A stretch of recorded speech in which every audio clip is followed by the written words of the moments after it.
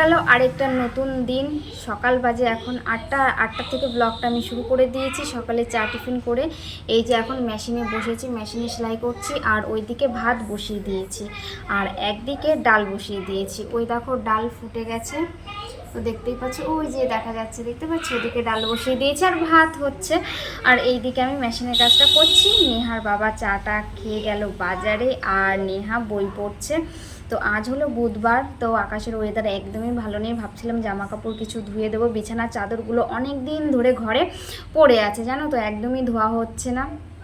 ভাবছিলাম ধুয়ে দেবো, কিন্তু এই যে আকাশের ওয়েদার ধুলে বা মেলবো কোথায়? দেখোই তো একটুখানি একটা মানে লম্বা একটুখানি দড়ি, আর যে দড়িটা ছিল সেটা তো খুলে ফেলেছি। তো সেই কারণে না যদিও মেলে দিই, মানে তোমার মানে গুটিয়ে গুটিয়ে মেলতে হয়। তো সেই কারণে না ভয়ও লাগছে যে কোথায় মেলবো, কি যদি একবার বৃষ্টি চলে আসে। আর বৃষ্টি তো হচ্ছে, প্রতিদিন বৃষ্টি হচ্ছে। তোমার গিয়ে এই যে জামা কাপড় যেসব নাইটি ফাইটিগুলো পরছি ভিজে, যেগুলো ধুয়ে দিচ্ছি, সেগুলো না ভালোভাবে না শুকায় না। ওগুলোকে আবার আমি ফ্যানের নিচে রেখে তারপরে শুকাই। রোদ মোটেই উঠছে না। আর রোদ যদিও বা ওঠে সেটা সকাল 10টার সময়, 11:30টার সময় ওঠে, যে সময়টা স্কুলে যায়, একদম সাইকেল চালিয়ে স্কুলে যাওয়াই যায় না, এতটা কষ্ট হয়। আর তারপরে ওটা হলো মেঘ, এদিক দিয়ে আকাশে মেঘ আর এদিক দিয়ে সেই রোদ, এতটা রোদ বলে বোঝাতে পারছি না, প্রচুর রোদ ওঠে তখন। তো স্কুলে যাই ঠিকই, কিন্তু আস্তে আস্তে ওই যে রোদের মাঝখানে আবার বৃষ্টি শুরু হয়ে যায়। এইভাবেই দিনগুলো কেটে যাচ্ছে। কিন্তু জামা কাপড়, তারপরে এইসব চাদর ফাদরগুলো ঘরে ঢিপি হয়ে আছে, ধোয়া মানে ধুতে পারছি না। আর তোমরা তো জানোই শরীরটা আমার কয়েকদিন ধরে ভালো ছিল না, সেই কারণেও ধুতে পারিনি। চলো এখন আমি মেশিনের কাজ করছি। আবার 10টা বাজলে নেহাকে নিয়ে যেতে হবে স্কুলে, ওর পরীক্ষা চলে এসেছে, স্কুল মিস করা একদমই যাবে না। তো ওইদিকে ও পড়ছে, ওর পড়া কমপ্লিট হয়ে গেলে ওকে এখন স্নান করাবো। তারপরে ওইদিকে ভাত হচ্ছে, ডাল করছি, দেখি আর সাথে কিছু ভাজা করে দিতে পারি কিনা, তো দিয়ে ওকে খাইয়ে দাইয়ে স্কুলে দিয়ে আসবো। তো চলো তোমরা ভিডিওটাকে স্কিপ করো না, স্কিপ না করে কন্টিনিউ দেখতে থাকো। আশা করি আজকের ভিডিওটা তোমাদের ভালো লাগবে। আমার পাশে থাকো, সাথে থাকো আর দেখতে থাকো আজকে সারাদিন কী কী কাজকর্ম করি। তো এই দিকে দেখো, ঘরে পটল ছিল, পটলগুলো না শুকিয়ে যাচ্ছিল, তো পটলগুলো এইভাবে কেটে নিয়েছে, তার সাথে আলু দিয়েছি, এখন ভেজে দেব। তো এই যে আলু আর পটল, পেঁয়াজ, কাঁচা লঙ্কা চিড়ে দেব, দিয়ে ভেজে দেব, নেহা খেয়ে স্কুলে।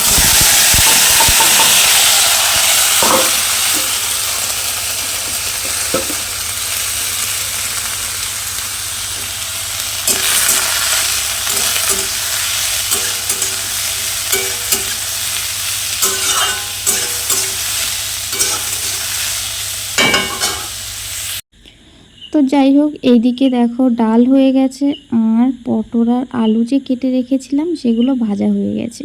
তেমন কিছু দিইনি, শুধু পেঁয়াজ আর কাঁচা লঙ্কা দিয়েছি, দিয়ে সর্ষের তেলে ভাজা করেছি। তো এইদিকে দেখো তোমাদের নেহা কিন্তু রেডি হয়ে গেছে স্নান করে, ও ভাত খেতেও বসে গেছে। আর ও একা একাই রেডি হয়, এখন যেহেতু বড় হয়ে গেছে আমাকে কিছু করে দিতে হয় না, ও একা একাই গুছিয়ে নিয়েছে। আর ওকে ভাত দেওয়ার পরে আমিও দেখো ভাত নিয়ে নিয়েছি, কারণ স্কুলে যাব, সাইকেল চালিয়ে যাব। সকালে এমনিতেও সে চা খেয়েছি, আর তো কিছু খাইনি, এবার অনেকটা দেরি হয়ে যাবে, সেই কারণে খেয়ে যাচ্ছি। তা আমি এই ঘরে বসছি, আরও ওই ঘরে বসেছে। তো তারপরে নেহাকে স্কুলে দিয়ে এসে দেখো চলে আসলাম গাছে চাল কুমড়োর কাছে। তো ভাবছি কি রান্না করব, হঠাৎ করে মনে পড়লো গাছে চাল কুমড়ো হয়েছে। আর চাল কুমড়ো এমনই একটা জিনিস, তাড়াতাড়ি না খেলে না মানে পেকে যায়, ভেতরে দানা হয়ে যায়। তো গাছে কিন্তু অনেক চাল কুমড়ো হয়েছে, দেখো তোমাদেরকে দেখাচ্ছি, এই দেখো, দেখেছো? আর আগেও একটা হয়েছিল, সেটা পাড়া হয়ে গেছে। আর তাছাড়াও গাছে প্রচুর মানে কি বলবো, পেকে গেছে চাল কুমড়ো, অনেক চাল কুমড়ো হয়েছিল প্রথমের দিকে। আর এই পেয়ারা গাছের মধ্যে হয়েছে, পেয়ারা গাছটাতে মানে কি বলবো, মানে দেখাই যাচ্ছিল না পেয়ারার পাতার জন্য। তো অনেক চাল কুমড়ো এরকম পেকে গেছে। আর এখন যেহেতু বড় হয়ে গেছে, নিচে ঝুলে ঝুলে পড়েছে, দেখো। তো এখানে তো একটা আছে, আরও ভেতরে আরও আছে, চলো তোমাদেরকে একটু দেখিয়ে দিই, এসেছি যখন দেখিয়ে দিই তোমাদেরকে।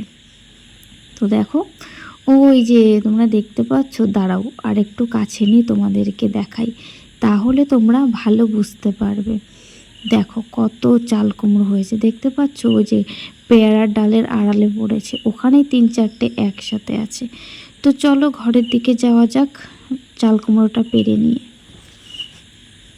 তো গাইজ যাই হোক ফিরে আসলাম অনেকক্ষণ পর, অনেকক্ষণ বলতে অনেকক্ষণই, সেই তোমাদের সাথে তখন দেখা হয়েছিল। আর এখন আসলাম আমি রান্নায়।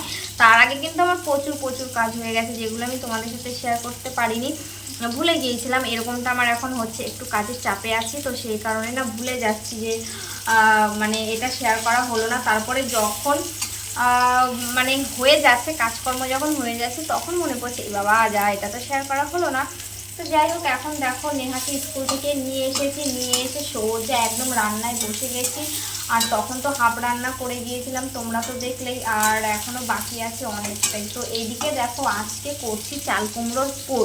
তোমরা তো দেখলেই যে গাছ থেকে কিন্তু টাটকা চাল কুমড়ো পেরে নিয়ে আসলাম। আর চাল কুমড়োটা আরেকটু কচি হলে ভালো হতো, মানে এখনও কচি আছে, যে বড় হয়ে গেছে তা না, কচি অবশ্যই আছে, কিন্তু একদম ছোট। আমার না একদম ছোটো চাল কুমড়ো পুর খেতে খুবই ভালো লাগে। এর আগে যে তোমরা ব্লগের মধ্যে দেখেছিলে যে রাস্তার সাইড থেকে যে চাল কুমড়োটা এনেছিলাম, ওরকম ছোটো চাল কুমড়োর পুর খেতে কিন্তু বেশ ভালোই লাগে। তো এইদিকে দেখো আমি কড়াইতে কিন্তু অলরেডি বসিয়ে দিয়েছি চাল কুমড়োর পুর, সর্ষে বাটা দিয়ে, ভেতরে সর্ষে বাটা দিয়েছি। আর এখানে আছে কাঁকরোল ভাজা, আর করেছি কচুর শাক। এখানে এই দেখো কচুর শাকটা ভাপির জল ঝরাতে দিয়েছি। নেহাকে যখন স্কুল দিয়ে বাড়িতে এসেছি, তখনই আমি সাথে কচুর শাকটা ভাপির জল ঝরাতে দিয়েছি। আর কচুর শাকের জল থাকলে না কীরকম মানে কীরকম একটা জলকাটা ভাব থাকে, ভালো লাগে না, টাইট হবে কচুর শাক, সেটা খেতে আমার খুব ভালো লাগে। তো যাই হোক, আর বেশি বক করছি না, এখনও অনেক কাজ বাকি আছে। ঘর মুছবো, তারপরে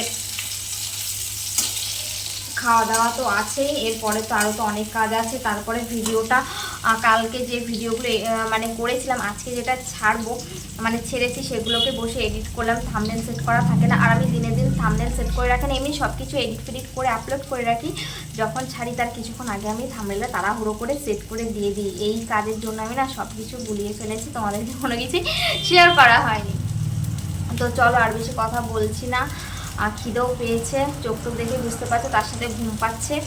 আমি এদিকে ঝটপট করে আগে রান্নাটা করে নিই, তারপর আবার তোমাদের সাথে ফিরে আসছি। তোমরা পাশে থাকো, দেখতে থাকো। A few moments later.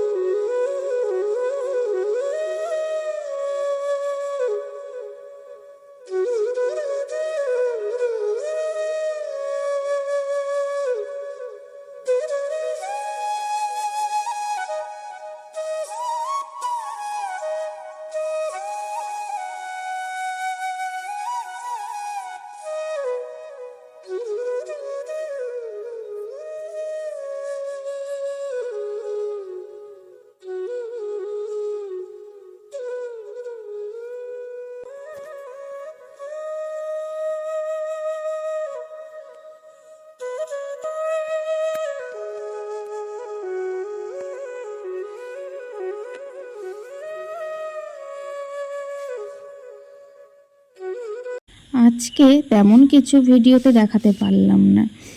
তো এদিকে দেখো সন্ধেবেলায় চা খেয়ে চলে আসলাম ঘর গোছাতে বলতে কি, শাড়িগুলো যে ধুয়ে রেখেছিলাম সেগুলোকে ভাঁজ করা হয়নি, 2 দিন ধরে এই দড়িতেই ঝোলানো আছে।